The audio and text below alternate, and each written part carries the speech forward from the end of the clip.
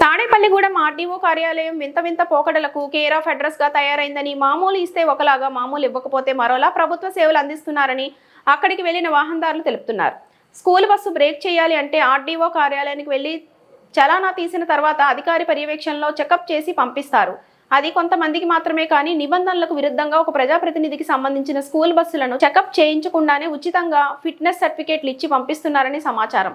ప్రజాప్రతినిధికి RDO అధికారి విజయవాడ నుంచి వస్తున్నారని, తన డ్యూటీకి లేటుగా వచ్చినా చూసి చూడనట్లు వదిలేయాలని ప్రజాప్రతినిధికి మొరపెట్టుకున్నట్లు గుసగుసలు వినబడుతున్నాయి. మామూలు కూడా షరా మామూలుగానే ప్రజాప్రతినిధికి అందుతున్నాయని, అందువల్ల ఆర్డీఓ అధికారి ఆడిందే ఆట పాడిందే పాట అన్నట్టుగా వ్యవహరించడం పరిపాటి అయిందని సమాచారం అందుతుంది. చూడాలి ఆర్డీఓ అధికారి అవినీతి అక్రమాలకు ఫుల్ స్టాప్ పడేది ఎప్పుడు అనేది.